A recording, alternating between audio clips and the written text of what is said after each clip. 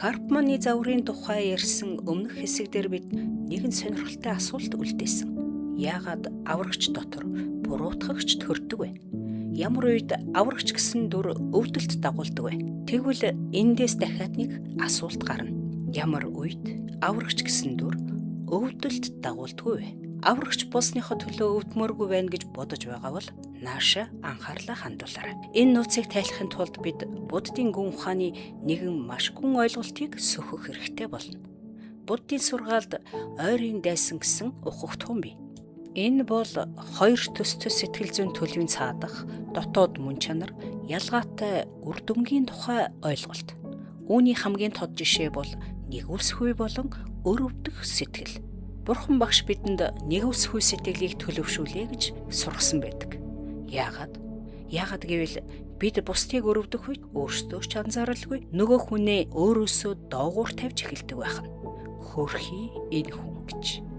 Ингэж бодох мөчөд бид тусалж байгаа мэт боловч өөрийн дүрийг дотроо бүтээж эхэлдэг. Буддийн зарим багш нар үүнийг буян үйлдэгчийн эго гэж анхааруулсан байдаг. Өөрөөр хэлбэл бид бусдад тусалж байгаа үедээ өөрийгөө сайн хүн, аврагч хүн, өгөөмөр хүн гэсэн дүртэй зууралдаж эхэлдэг. Харамсалтай нь тэр дүрийг нь хэн нэгэн хүлээн зөвшөөрөхгүй үед жинхэнэ бодит өвдөлт эндээс эхэлнэ. Ингэж л аврагч гэсэн дүр буруутгагч гэсэн дүр рүү шилждэг юм байна. Тэр өвдөлтөөс гомдол төрнө, гомдлоос хорсол төрнө. Ингээд аврагч байсан хүн буруутгагч болж хуурна. Харин энэр нь нэгүсэх сэтгэл агуулсан үед бол өвдөлт гэж байхгүй.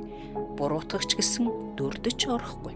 Нэгүсэхгүй гэдэг нь хариу нэгтгүй хайр юм. Эхэндээ энэ хоёр сэтгэл адилхан байх боловч эцсийн мөч буюу тусалсан хүнээс сүрэг хариу үйлдэл үзүүлэх яг тэр мөчөд өөрт мэдрэгдэх ялгаа юм. Будда нэгүсэхгүй сэтгэлийг бусдыг зовлон болон зовлонгийн шалтгаанаас ангижруулах гэсэн чин сэтгэлийн хүсэл хэмээн тодорхойлсон байдаг. Анзаардаа. Энд намайг үнэлэх ёстой гэсэн утга алга, надад талархах ёстой гэсэн үгж алга.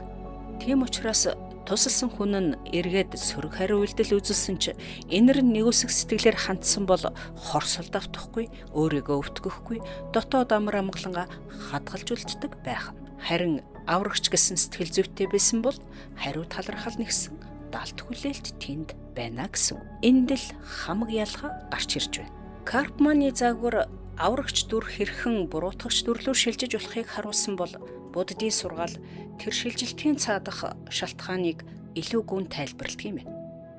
Өрөвдөх сэтгэлд хариу тус нэхэх, далд хүлээлт холилдох үед гомдол, хорсол төрж болдог.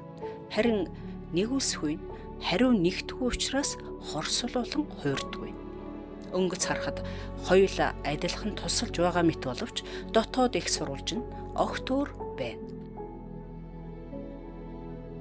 Тэгвэл энэ тухай Есүс Христ юу гэж сургасныг дараагийн хэсгээс үзээрэй.